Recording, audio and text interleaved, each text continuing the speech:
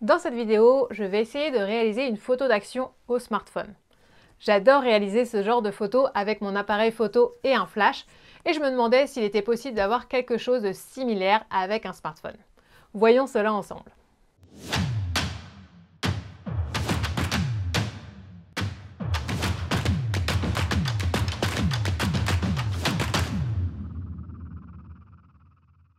Bonjour, je suis Mélanie Roussel, styliste et photographe culinaire, aussi connue sous le pseudo Les Recettes de Mélanie. Je forme et accompagne les passionnés de food à créer des photos alléchantes pour qu'ils puissent enfin vivre de leur passion. Donc si la photo culinaire vous intéresse, abonnez-vous à cette chaîne en cliquant sur le bouton rouge juste en dessous. Je publie une vidéo tous les samedis. Si vous avez envie de réaliser de belles photos culinaires avec un smartphone, j'ai une formation très complète dédiée au sujet et à un tarif abordable. Vous avez le lien sous cette vidéo. Donc pour réaliser une photo d'action au smartphone, la première chose que je fais, c'est de placer mon téléphone sur un trépied et de façon à ce qu'il prenne en photo l'action à la verticale de face. Donc là, je vais saupoudrer de la farine dans le saladier noir.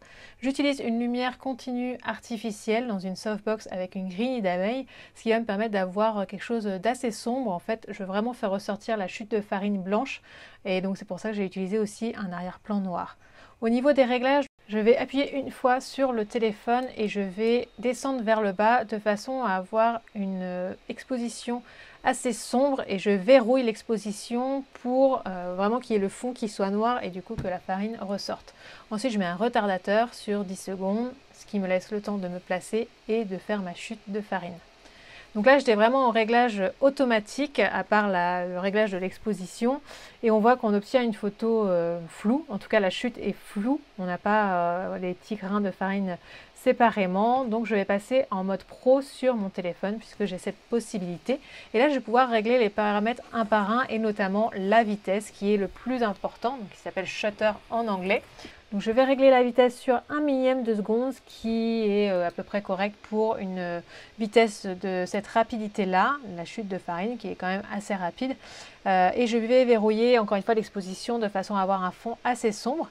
Les ISO vont être mis à 6400 automatiquement, donc ce qui est assez élevé et je risque d'avoir du grain sur cette photo. Ensuite, je remets du coup le retardateur, je me replace et je refais la chute de sucre glace. Donc là, on voit qu'on obtient des résultats différents. Donc voici plusieurs prises. On voit qu'on n'a plus la chute qui est floue, mais on distingue la farine, les grains de farine un par un. Même si quand on zoome, on voit qu'on a une photo qui n'est pas extrêmement piquée. On n'a pas des détails très nets. C'est dû au fait que ce soit un smartphone. On ne peut pas avoir le même résultat qu'avec un plein format. On a pas mal de grains et voilà, on n'a pas énormément de netteté. Donc ça, ce sont des photos qui ont été extraites avant retouche. Je vais passer maintenant rapidement à la retouche sous Lightroom. Alors là, je suis sur Lightroom Mobile, donc qui est une application gratuite. Il y a juste quelques options qui sont payantes, notamment tout ce qui concerne les retouches localisées. Je vais d'ailleurs les utiliser pour retoucher cette photo. Mais déjà, on peut faire pas mal de choses avec la version gratuite. Sinon, vous avez l'application Snapseed qui est gratuite et qui permet de retoucher ces photos vraiment en profondeur. La première des choses que je vais faire, ça va être le recadrage parce que là, j'aime pas, on voit en haut à droite mon épaule, mon débardeur, donc j'ai pas envie que ça se voit. Donc ce que je vais faire, c'est que je vais cliquer sur aspect et je vais le mettre directement au format Instagram 4/5e. Et je vais faire en sorte que le haut du petit tamis soit à peu près sur la ligne des tiers en haut. Voilà, je valide. Ensuite, je vais aller sur modif. Je vais aller sur lumière. Je vais légèrement augmenter l'exposition, mais vraiment un tout petit peu. Je vais faire en sorte que les noirs soient un peu plus noirs en allant vers la gauche. Je vais aller un petit peu vers la droite au niveau des ombres pour faire en sorte que le blanc de la farine ressorte un petit peu plus. Les hautes lumières, c'est pareil, je vais les faire aller légèrement à droite pour que le blanc apparaisse encore un peu plus blanc. Et ensuite, je ne vais pas toucher à la couleur, je vais aller sur les effets et je vais booster un petit peu la clarté.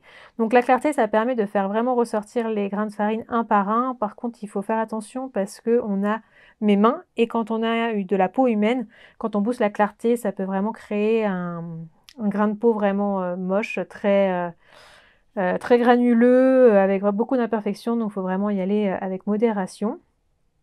Ensuite, je vais aller sur les retouches localisées, donc le petit rond là ici.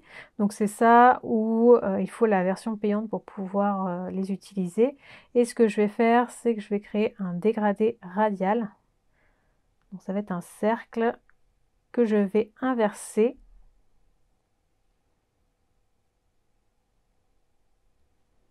Donc en fait, il n'y a que la zone rouge qui va être modifiée.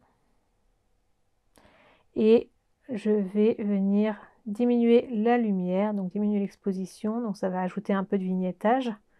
Donc ça va faire en sorte que ce qui est au bord de l'image soit un peu moins intéressant. Et je vais ajouter un autre masque, toujours un dégradé radial, sur la chute de farine. Je vais prendre la lumière et je vais cette fois-ci pousser un petit peu l'exposition et les blancs pour faire en sorte qu'elle apparaisse encore plus nettement. En parlant de netteté, je pourrais aussi aller dans le détail et modifier le grain sur la netteté. Donc là, je peux le faire voilà, en modifiant le gain en allant à droite.